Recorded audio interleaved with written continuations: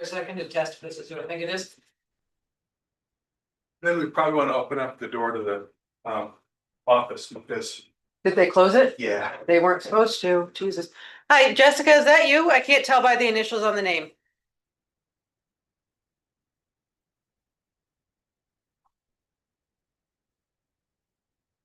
Jessica?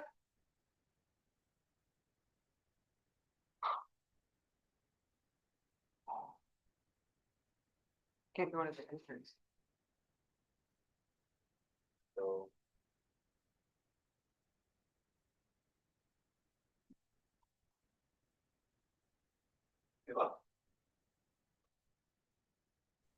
There we go. Hi. Nope. Hang on, John, sorry, I'll promote you to the other room. Oh, okay. I'm sorry. I'm visiting. That's all. I'm not a Oh, panelist. well, So, you're welcome to visit, but I'm just gonna hunt Yeah. you back to the other room. okay. Yeah, thank you.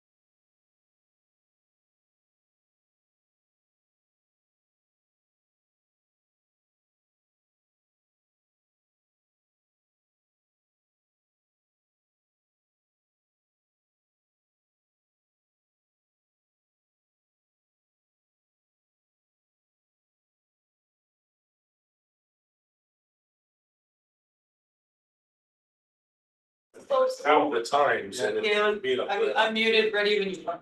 Okay. Well, they stuck it in. So.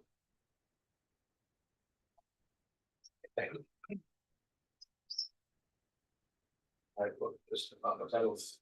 And so I'm just gonna kick it right to you guys. So who wants to go first?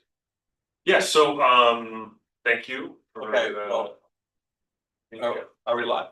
Yep. Yeah. Oh, okay, all right, well, I'd like to call this meeting to order. It is the Financial Committee for the Madison Board of Education. It is about 5:08. We're going to be, we have a few items on the agenda as we track year-end close. And to that end, I'll turn over to Dr. Cook and Stacy, our Director of Finance. for current financials. Yes, as we've been sharing throughout the year, this has been a challenging year with snow removal, and some rising special ed costs in some areas and some savings in others. We received some grants from the state that were unexpected, which we'll talk about on item 2 in the agenda at the beginning of the year, and some other areas as well. But we have really hot off the press that Stacy and I were working on this till about 4 o'clock today, because we wanted to ensure we were as accurate as possible going into tonight's board meeting. We did email it out, so Jessica, you should have a copy in your inbox. Great.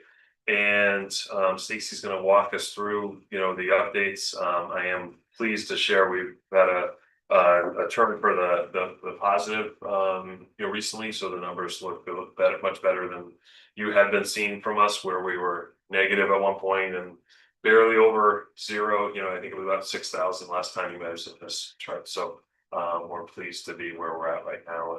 And Stacy's going to walk us through. Okay. So I have a few columns. I apologize, I could have went from last meeting to tonight, but this is kind of shows us how through how we've been updating internally every week. To see, where we are today. So the last finance committee report that I had was April 7th, where we showed projected available funds, as well as projected deficits or some line item transfers that we were looking to do. So that's the first column. And then, of course, because it was April 7th, things change, and I keep running reports and bills come in, and so I have a column that adjusts us to get where we are next. So the next one adjusts to get to revise, and then a line item transfer that ultimately went to the Board of Ed on April 28th. Those are the next 2 columns. So we had a little bit of an adjustment for payroll taxes. Again, these payroll taxes were projected in September of 24. So there were some changes throughout the year, unencumbered salaries, leave without pay. So we had an addition to the good for available balances and payroll taxes. We also monitor special ed accounts, and this number, the 21,000, is outside of the external placement. So these are all of the other accounts that fall under special ed. In addition to those additional funds, we talked about some gymnastics maths at Wilson. So that now is added to the bottom as an item that we'd like to cover through our projected available funds. So the line item transfer that went to the board on April 28th, we moved some HR money, some payroll tax money over to some volleyball uniforms and custodial overtime in the snow. So that was all the snow, the wonderful snow that we've been talking about for months. So that was a first line item transfer that happened on April 28th since the last meeting. That brings us to the revised column. And again, we went and did it again to get us to our line item transfer for the May 12th meeting.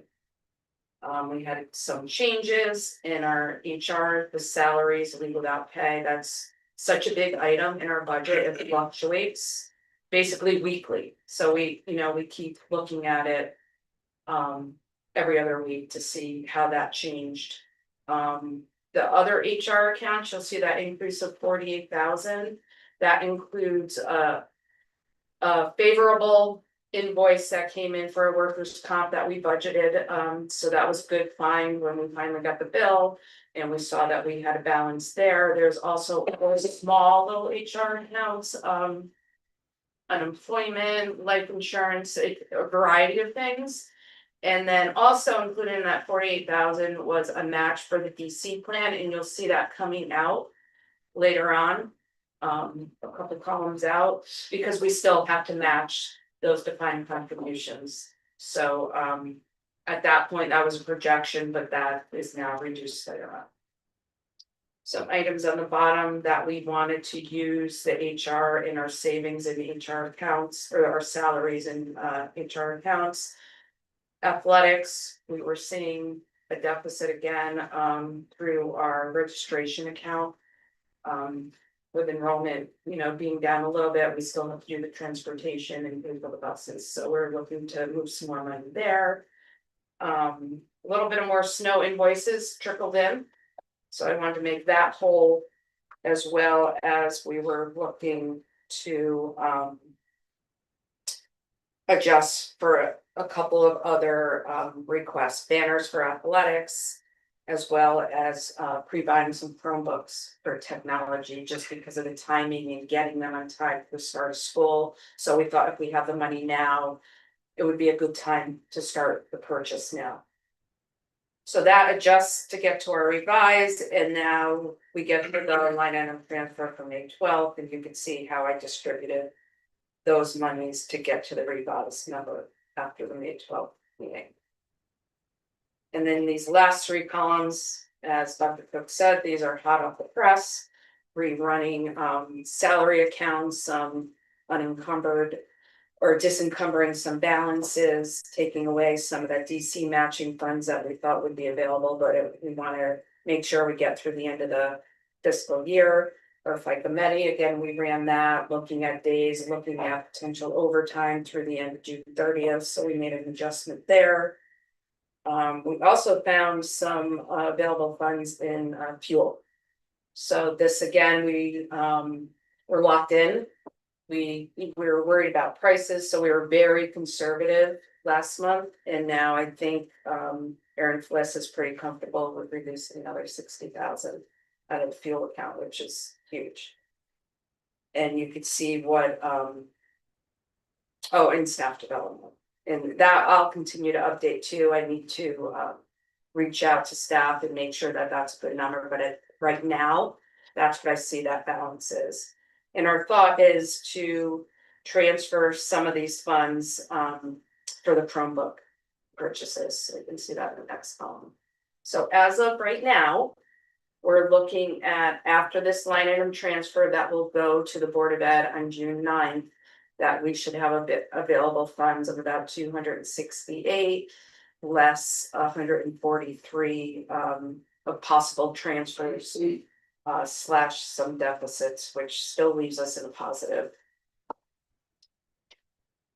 So 6 weeks ago on April 7th, we were looking at a net projected available funds of about $37,000, and through savings through HR, through fuel savings, through the other items, making the adjustments here, line item transfers, we're at about 124,000 projected, right? That's where we're looking at. Are there any other drivers that could change that significantly? So the one piece I think it's important to point out is that we did freeze all the school accounts in March because we were trending poorly, for the whole district and weren't sure where we were gonna be. So we did one of the first moves we often will make.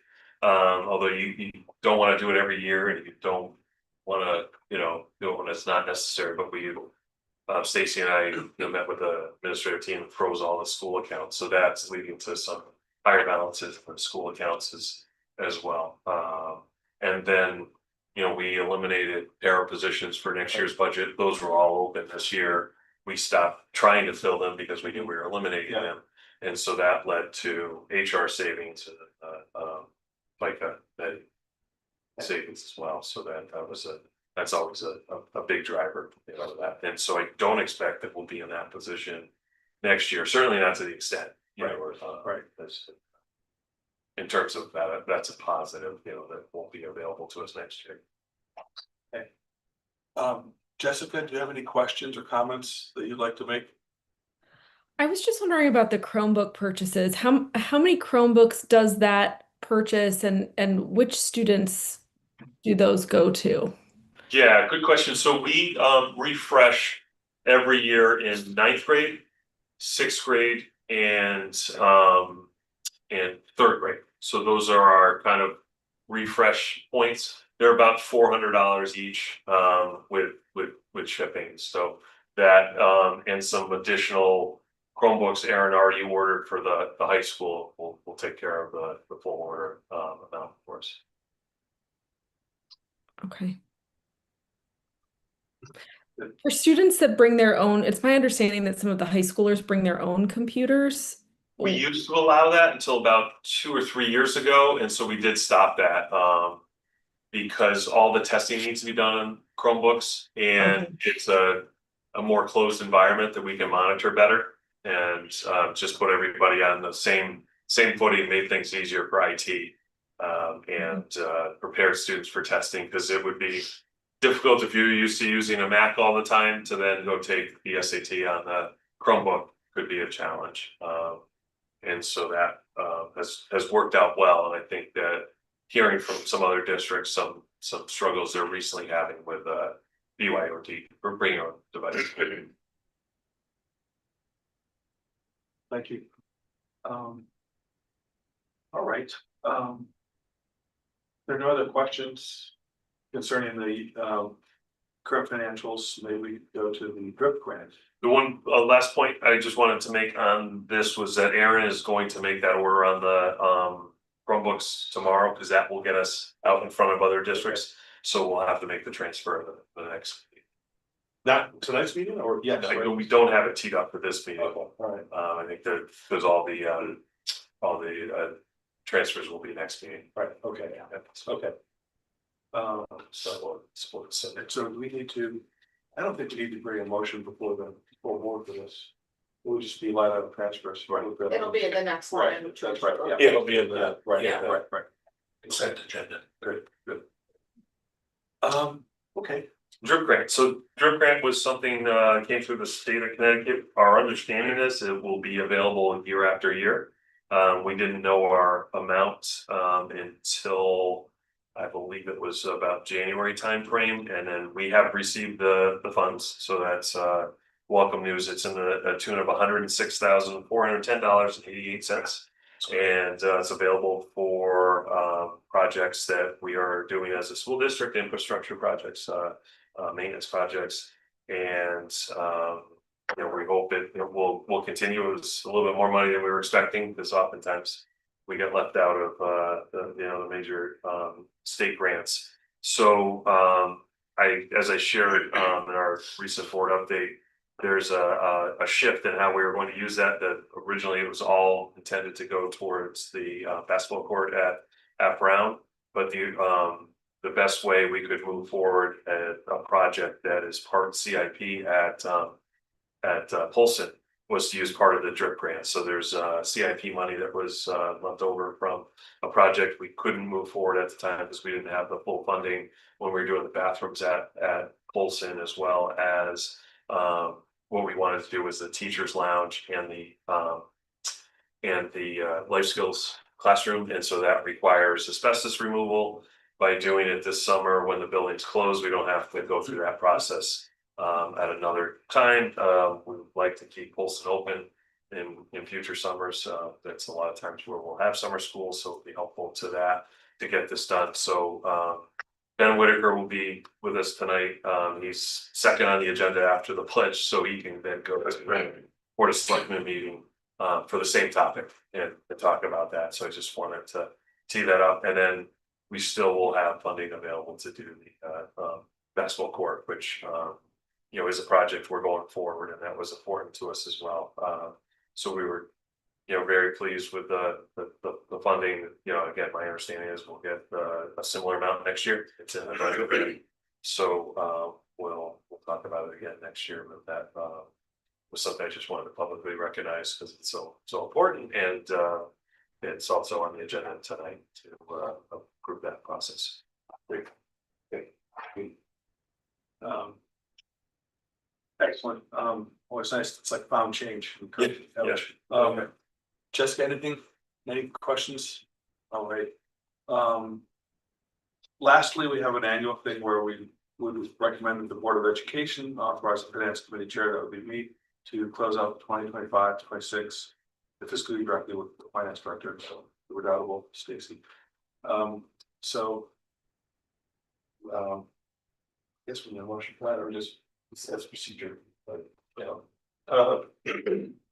I think we probably should just go to the finance committee to do it. We used to also go to the board to do that. I think we did, yeah, but I don't. Yeah, you'll do it at the next meeting on June 9th. Yeah, Don't put it on the alright, so agenda if you said no. Sure. All right, so we have a motion to recommend, yada, yada. That the, Board of Education authorize the, committee chair to close out the finances with Stacy. Do we have a motion to bring that to a full board? So moved. All right, thank you, Jessica. The pressure was on. That's right. There's only one. Any discussion? Hearing none, we'll call it to a vote. All in favor? Aye. I Opposed? Nothing from yourself, thank you. All right, motion carries 2-0. All right, so we'll wrap up that little procedural vote. Are there any, do we have any public comments, questions? I know a couple people are online.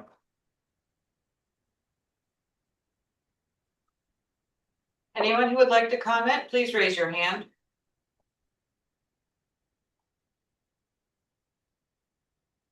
All right. Thank you. Well, I guess that would conclude things. It is 5:25. Let's adjourn the meeting. Thank you. Thank you. Take care.